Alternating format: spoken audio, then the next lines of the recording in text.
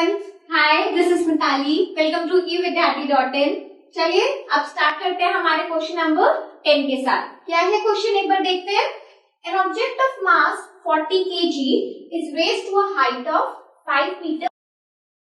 तो बेसिकली हमने क्या किया है, कोई भी हमारा ऑब्जेक्ट है, हम ऐसा कुछ लेके चल सकते हैं कि कोई भी ऑब्जेक्ट है, कितना इसका मास दे रखा है 40 kg, ठीक है। Now it is raised to a height of 5 metres. तो यहाँ पर जो हमें इसका h दे रखा है, यहाँ से लेकर यहाँ तक हमें h गिवन है, कितना 5 मीटर्स की हाइट इसने कवर करी है, ठीक है। तो सबसे पहले यहाँ पर क्वेश्चन में ना दो पार्ट्स हैं। एक पार्ट में हमें सबसे पहले मैंने क्या किया है, पोटेंशियल हम सबसे पहले निकालेंगे। So now case 1 here is what is its potential energy. So इस केस में हमारी जो पोटेंशियल एनर्जी होने वाली है वो कितनी होगी। सबसे पहले क्वेश्चन एक और आता है कि पोटेंशियल एनर्जी ही क्यों पूछ रहे हैं। व्हाई? बिकॉज यहाँ पर हाइट की बात हो रही है। किसी भी ऑब्जेक्ट को अगर एक हाइट तक आप रेज करते हैं, हमने अपने चैप्टर में भी यही पढ़ा था कि किसी भी ऑब्जेक्ट को जब हम हाइट पे रेज करते हैं तो उसके अंदर क्या स्टोर होती है, पोटेंशियल एनर्जी, ठीक है। सो दैट इज व्हाई यहाँ पर एक 40 kg का mass when it is raised to a 5 metre height, तो वो इसके अंदर एक पोटेंशियल एनर्जी गेन होगी, ठीक है। सो वही हमें निकालनी है। सो पोटेंशियल एनर्जी का फॉर्मूला हमें क्या पता है, सबसे पहले हम उसी की बात करेंगे, mgh। We know that potential energy is equals to mass acceleration due to gravity into the height, ठीक है। अब मास की वेरी वेल नो, हमें 40 kg गिवन है, h भी हमें गिवन है। अब यहाँ पर बात करेंगे कि g का वैल्यू तो पता नहीं है, बट g का वैल्यू तो हमेशा सेम रहने वाला नंबर है, दैट इज 9.8। तो अगर आपको क्वेश्चन में गिवन नहीं भी है तब भी आपको ये वैल्यू रखना है, ठीक है। सो अगर मैं सभी वैल्यूज को यहाँ पर पुट कर दूं, we know g is equals to 9.8 into height कितना है हमारा 5।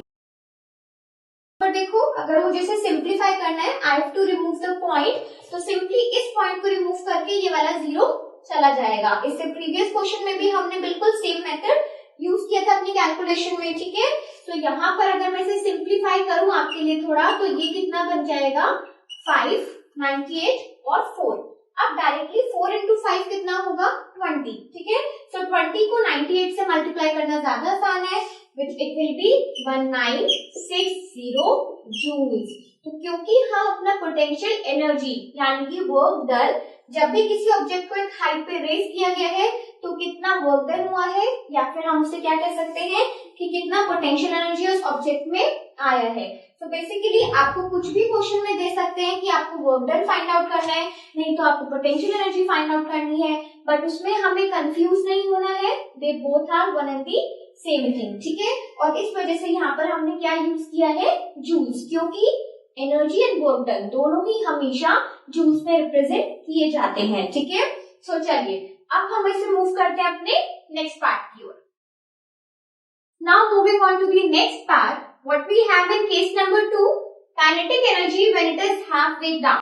तो सबसे पहली बात तो ये आती है कि काइनेटिक एनर्जी पिक्चर में कहां से आई है, बिकॉज अभी तक हमने सिर्फ अपने ऑब्जेक्ट को रेज किया था, लेकिन हमें क्वेश्चन में एक और पॉइंट गिवन है, if the object is allowed to fall.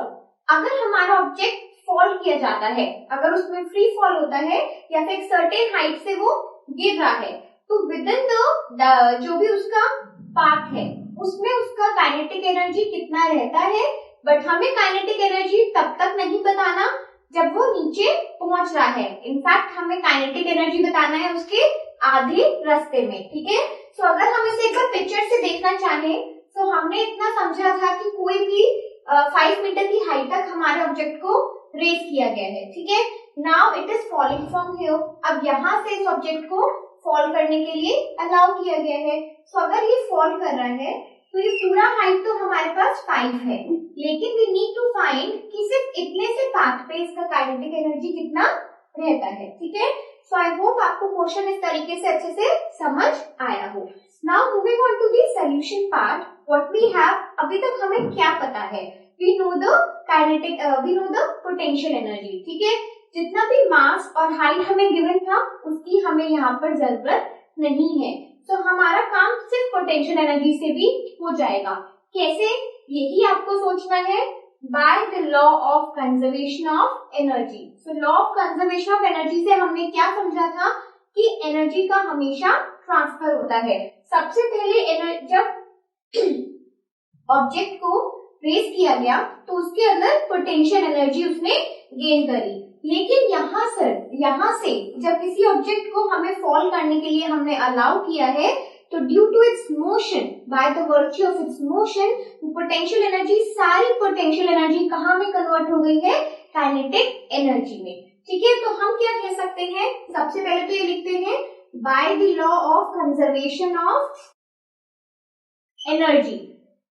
Conservation of energy हमें ये दिखाती है कि एनर्जी कभी भी डिस्ट्रॉय नहीं होती है, इनफैक्ट वो सिर्फ एक फॉर्म से दूसरी फॉर्म में ट्रांसफर। ठीक है, सो एनर्जी का है इस केस में कि आपकी जो पोटेंशियल एनर्जी है वही काइनेटिक एनर्जी के इक्वल हो जाएगा। ठीक है, सो पोटेंशियल एनर्जी हमारी कितनी है, हम लिख सकते हैं कि इट इम्प्लाइज कि काइनेटिक एनर्जी जो है हमारी वो पोटेंशियल कितनी है 1960 जूल्स के इक्वल हो जाएगा। लेकिन अब हमें क्या बात, यहाँ पर एक ट्विस्ट क्या है छोटा सा, कि हमें पूरे हाइट का पूरा जितना भी पाथ है नीचे अर्थ सरफेस तक आने तक, तब तक हमें काइनेटिक नहीं निकालना है। We need to find the kinetic energy only the half way down.